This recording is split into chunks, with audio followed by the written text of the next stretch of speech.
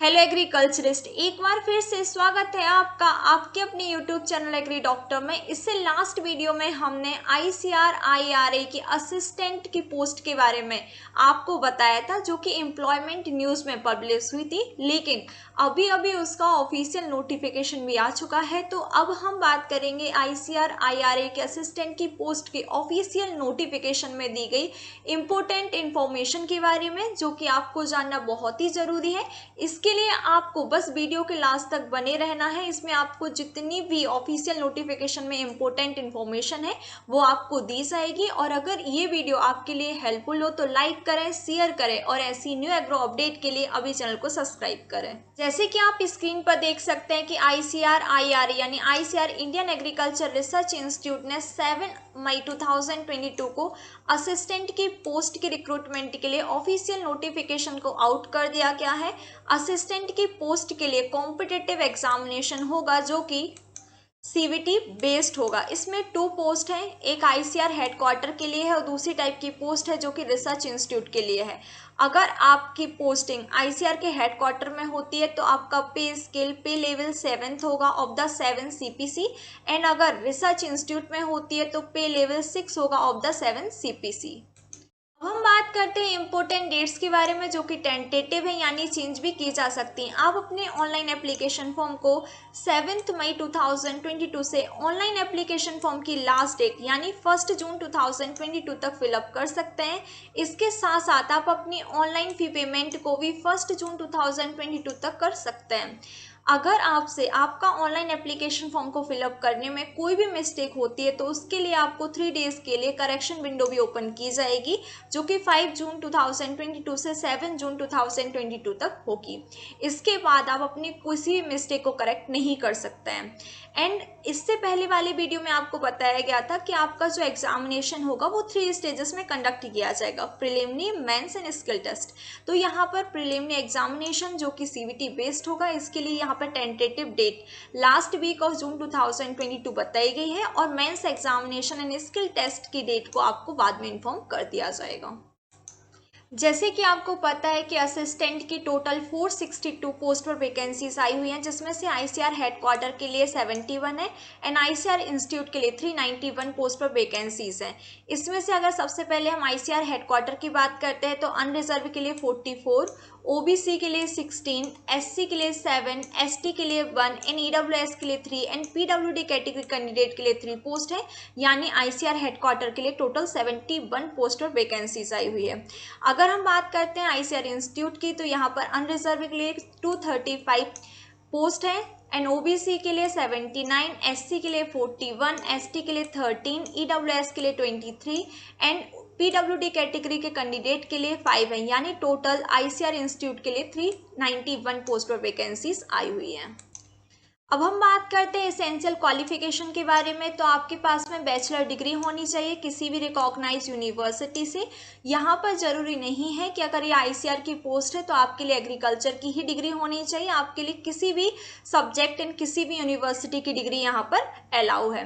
And इसके साथ यहाँ पे एक इम्पोर्टेंट नोटिस ये दिया गया है कि अगर आपको आपकी यूनिवर्सिटी ने ओजीपीए सीजीपीए अवार्ड किए हैं तो आपको उसे परसेंटाइल में कन्वर्ट करना है जब आप अपने ऑनलाइन एप्लीकेशन फॉर्म को फिलअप करेंगे। अब हम बात करते हैं एज लिमिट के बारे में। तो 1 जून 2022 के अकॉर्डिंग आपकी minimum age 20 year and maximum age 30 year होनी चाहिए। लेकिन अगर आप सर्विंग रेगुलर एम्प्लॉयज हैं आईसीआर के तो 45 ईयर तक आपकी एज यहाँ पर अलाउ है। एंड अपर एज में रिलैक्सेशन की अगर हम बात करते हैं तो अगर आप एससी एंड एसटी कैटेगरी के कैंडिडेट है तो आपको 5 ईयर का एज रिलैक्सेशन है। यानी अगर आपकी मैक्सिमम एज 30 है तो और अगर आप ST and ST category candidate है तो आप 35 ईयर तक इस फॉर्म को फिलअप कर सकते हैं। अगर आप ओबीसी नॉन क्रीमी लेयर के कैंडिडेट है तो आपको 3 ईयर का एज रिलैक्सेशन है, यानी आप 33 की एज तक इस फॉर्म को फिलअप कर सकते हैं। अगर आप पीडब्ल्यूडी कैटेगरी के कैंडिडेट है तो आपको 10 ईयर का एज रिलैक्सेशन है। अगर आप पीडब्ल्यूडी कैटेगरी के कैंडिडेट होने के साथ साथ एसटी एंड एससी कैटेगरी के कैंडिडेट हैं तो इन दोनों ही जो भी एज लिमिट में रिलैक्सेशन है उनको एग्रीगेट किया गया है और एसटी एससी कैटेगरी के कैंडिडेट जो कि पीडब्ल्यूडी कैटेगरी से बिलोंग करते हैं उनको 45 ईयर एंड ओबीसी जो कि नॉन क्रीमी लेयर है वो 43 ईयर की एज तक इस फॉर्म को फिलअप कर सकते हैं। अब हम बात करते हैं एप्लीकेशन फ़ी के बारे में। तो अगर आप अनरिजर्व ओबीसी जो कि नॉन क्रीमी लेयर में आते हैं, ईडब्ल्यूएस कैटेगरी के कैंडिडेट हैं, तो आपको examination fee 700 rupees and registration fee 500 rupees देनी है, यानी टोटल आपको 1200 रुपीज़ पे करने होंगे। लेकिन अगर वोमेन्स हैं, आप किसी भी कैटेगरी की वोमेन है, ST, SC and PWD category के कैंडिडेट है, तो आपको कोई भी एग्जामिनेशन फ़ी नहीं देनी है। आपको सिर्फ 500 रुपीज़ रजिस्ट्रेशन फ़ी देनी होगी, यानी आपको टोटल 500 रुपीज़ ही पे करने होंगे। आप अपने ऑनलाइन एप्लीकेशन फॉर्म को नोटिफिकेशन में बताई गई वेबसाइट पर जाकर ही फिलअप करना है। अब हम बात करते हैं मोड ऑफ सिलेक्शन के बारे में। तो जैसे कि आपको पहले ही बताया जा चुका है कि एग्जामिनेशन 3 पेजेस में होगा, preliminary, mains and skill test, है ना।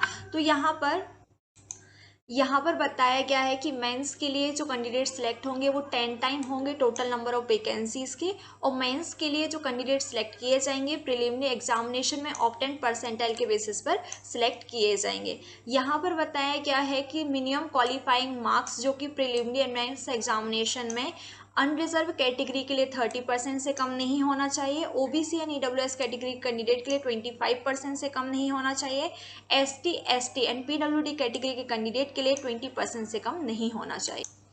यहाँ पर बताया गया है कि जब आपके पेपर फर्स्ट में जो मिनिमम क्वालिफाइंग मार्क्स बताए गए थे अभी, जब आप वो मार्क्स को क्लियर करते हैं उसके बाद ही आपको पेपर सेकंड के लिए वॉल्यूट किया जाएगा, अदरवाइज आपको पेपर सेकंड के लिए वॉल्यूट नहीं किया जाएगा। आपके paper first and paper second mains examination के एग्रीगेटेड परफॉर्मेंस के बेसिस पर ही आपको स्किल टेस्ट के लिए बुलाया जाएगा। आपका computer proficiency test, skill test जिसे हम कहते हैं, वो मैंडेटरी है और क्वालिफाइंग नेचर है। अगर कोई भी कैंडिडेट स्किल टेस्ट को में अपियर नहीं होता है या फिर फेल हो जाता है तो उसे इस पोस्ट के लिए एलिजिबल नहीं माना जाएगा। यहाँ पर बताया गया है कि आपका सिलेक्शन जो आपका paper first and paper second होगा, उन दोनों के ओवरऑल एग्रीगेटेड मार्क्स के बेसिस पर ही आपका सिलेक्शन किया जाएगा। जैसे कि इसमें पहले ही बताया जा चुका है कि आपका जो सीपीटी एग्जामिनेशन है सिर्फ क्वालिफाइंग है, यहाँ पर फाइनल सिलेक्शन को आपको कुछ भी अफेक्ट नहीं करेगा। आपका फाइनल सिलेक्शन जो होगा वो paper first and paper second दोनों के ही एग्रीगेटेड मार्क्स करने के बाद में मेरिट लिस्ट बनाई जाएगी उसके बेसिस पर। अब हम बात करते हैं scheme and pattern of the examination के बारे में। सबसे पहले हम बात करेंगे प्रीलिमिनरी एग्जामिनेशन के बारे में। जैसे कि आपको लास्ट वीडियो में बताया गया था कि आपका प्रीलिमिनरी का एग्जामिनेशन में 100 क्वेश्चंस होंगे जो कि मल्टीपल चॉइस टाइप क्वेश्चन होंगे, और ईच क्वेश्चन 2 मार्क्स को कैरी करेगा, यानी आपका टोटल प्रीलिमिनरी का एग्जामिनेशन 200 मार्क्स का होगा, जिसके लिए आपको 1 आवर दिया जाएगा। लेकिन अगर आप स्क्राइब स्टूडेंट है तो आपको 1 आवर 20 मिनट यानी 20 मिनट एक्स्ट्रा दिए जाएंगे। इसमें 4 सेक्शंस होंगे। ए में general intelligence and reasoning, B में जनरल अवेयरनेस एंड सी में क्वांटिटेटिव एप्टीट्यूड एंड डी में इंग्लिश कंप्रहेंशन होगा। ईच सेक्शन में 25 क्वेश्चंस होंगे जो कि मैक्सिमम 50 मार्क्स को कैरी करेंगे। अब हम बात करते हैं मेंस एग्जामिनेशन के बारे में। तो मेंस का एग्जामिनेशन में 2 पेपर होंगे, paper first and paper second. Paper first जो है वो ऑब्जेक्टिव टाइप होगा, पेपर सेकंड जो है वो डिस्क्रिप्टिव टाइप होगा। पेपर फर्स्ट में फर्स्ट सेक्शन में क्वांटिटेटिव एबिलिटी होगी जिसमें नंबर ऑफ क्वेश्चन 50 होंगे जो कि ऑब्जेक्टिव टाइप होंगे। मैक्सिमम मार्क्स इसमें 100 होंगे, यानी क्वांटिटेटिव एबिलिटी का एक क्वेश्चन 2 मार्क्स को कैरी करेगा।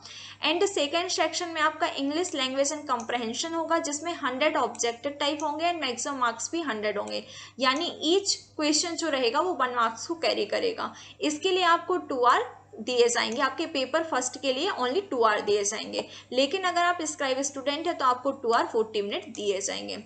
आपके डिस्क्रिप्टिव पेपर जो होगा वो हिंदी और इंग्लिश दोनों ही लैंग्वेजेस में होगा। आपको इसमें मैक्सिमम 100 मार्क्स होंगे और इसके लिए आपको 1 आवर का ड्यूरेशन दिया जाएगा और स्क्राइब स्टूडेंट को 1 आवर 20 मिनट दिए जाएंगे। नोटिफिकेशन में बताया गया है कि आपका प्रीलिमिनरी का एग्जामिनेशन और मेंस का एग्जामिनेशन पेपर फर्स्ट आपका ऑब्जेक्टिव टाइप होगा और बोथ दी लैंग्वेज में होगा, Hindi and English, except English comprehension for the preliminary और मेंस एग्जामिनेशन पेपर फर्स्ट में। Preliminary examination and paper first आपका ऑनलाइन मोड में होगा, जबकि आपका पेपर सेकंड जो होगा वो ऑफलाइन मोड में कंडक्ट किया जाएगा। यहाँ पर बताया गया है कि प्रीलिमिनरी एग्जामिनेशन मेंस एग्जामिनेशन के पेपर फर्स्ट में अगर आप एक क्वेश्चन को रॉन्ग अटेम्प्ट करते हैं तो आपका 1/3 मार्क्स डिडक्ट कर लिया जाएगा, यानी 1/3 मार्क्स की नेगेटिव मार्किंग है। मेंस एग्जामिनेशन का पेपर सेकंड में आपको दो ऑप्शन होंगे, या फिर आपको आपका पूरा पेपर हिंदी में करना है या फिर इंग्लिश में करना है। यदि आप आधे पेपर को हिंदी में करते हैं और आधे पेपर को इंग्लिश में अटेम्प्ट करते हैं तो आपको यहाँ पर कोई भी मार्क्स अवॉर्ड नहीं किए जाएंगे। अब हम बात करते हैं स्किल टेस्ट के बारे में। तो आपका स्किल टेस्ट में 3 मॉड्यूल होगा। First word processing, second spreadsheet and third generation of slide. आपको ईच मॉड्यूल के लिए 15 मिनट दिए जाएंगे और एक मॉड्यूल के बाद में दूसरा मॉड्यूल कंडक्ट किया जाएगा। यहाँ पर ही बताया जा चुका है आपको पहले भी कि सीबीटी जो है सिर्फ क्वालिफाइंग नेचर का है और आपको तीनों ही मॉड्यूल को क्वालिफाई करना मैंडेटरी है। आई जस्ट होप कि आपके सारे डाउट इस वीडियो में क्लियर हो गए होंगे, लेकिन स्टिल अभी भी आपको कोई भी क्वारीज है तो आप हमें हमारे Instagram channel agri doctor and expert agronomy पर फॉलो कर सकते हैं। इसके साथ साथ आप हमारा टेलीग्राम ग्रुप भी ज्वाइन कर सकते हैं। आप हमारा व्हाट्सएप ग्रुप भी ज्वाइन कर सकते हैं, जहां पर आपको daily agriculture update and daily newspaper provide किया जाता है।